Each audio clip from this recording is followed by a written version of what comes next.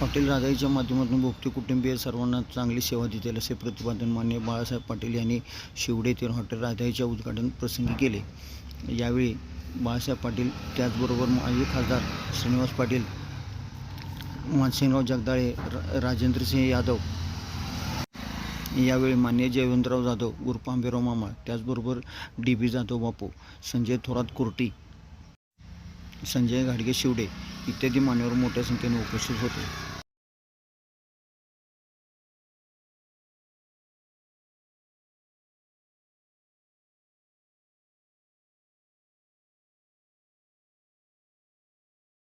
आज आपण पाहतो की माणूस घरामध्ये बाहेर पडल्यानंतर प्रवासाला जात असताना त्याला चहा पाण्याची, जेवणाची थांबण्यासाठी गरज असते आणि ते चांगलं सुरक्षित ठिकाण असावं, स्वच्छ असावं ही त्याची अपेक्षा असते।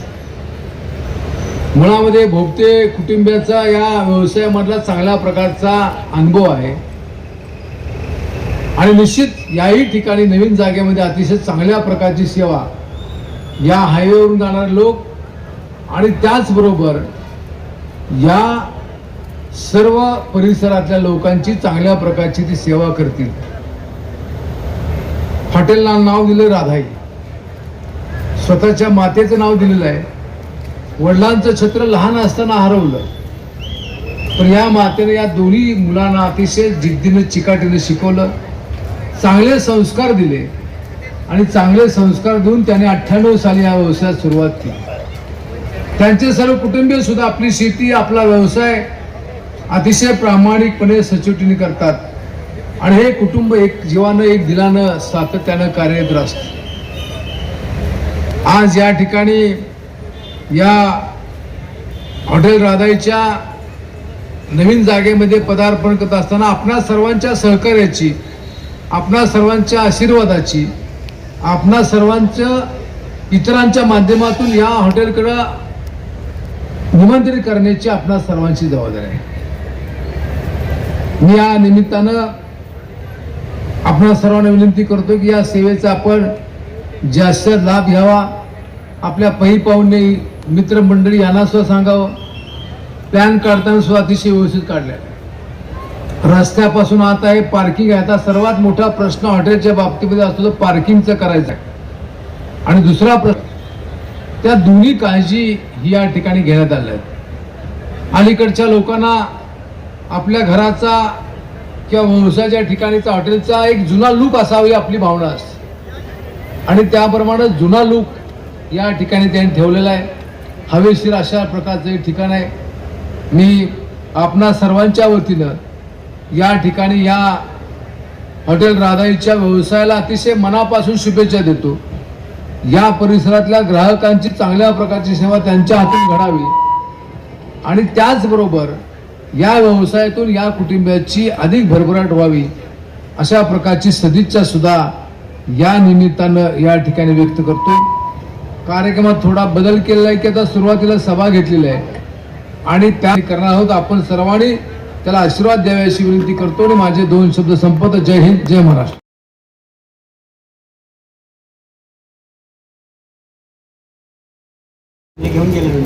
आपण सायंकाळी आपल्याच गावातल्या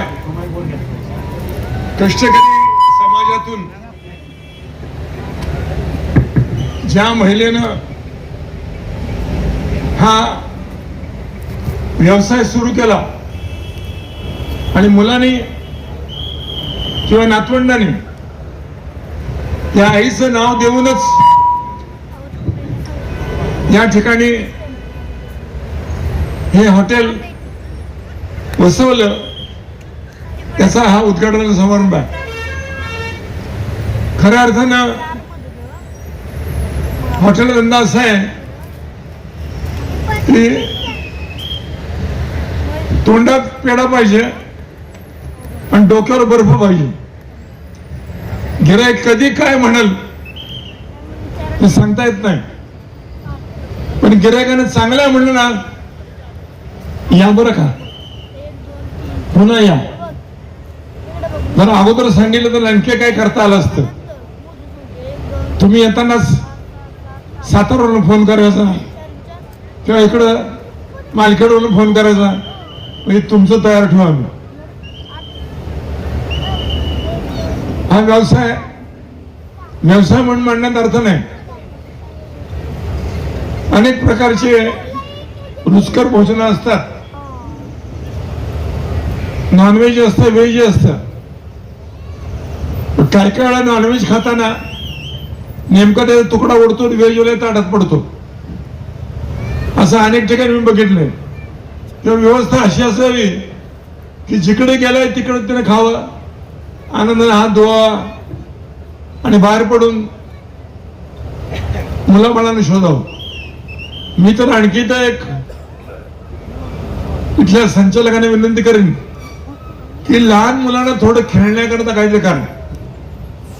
आई वडील जेवतायत तोपर्यंत एखाद्या बाया माणूस किंवा एखादा सज्जन मातरंबुवा यांनी अर्धा पाऊंडर त्या मुलांना खेळवावं. म्हणजे या गिऱ्हाईकाला बाहेरची वड लागत असेल ती लागणार नाही, पोटभर खातील आणि मग आनंदाने बाहेर येऊन त्या मुलांना घेतील. मग त्यांना काय पाहिजे, ते एक विशिष्ट पदार्थ असतात.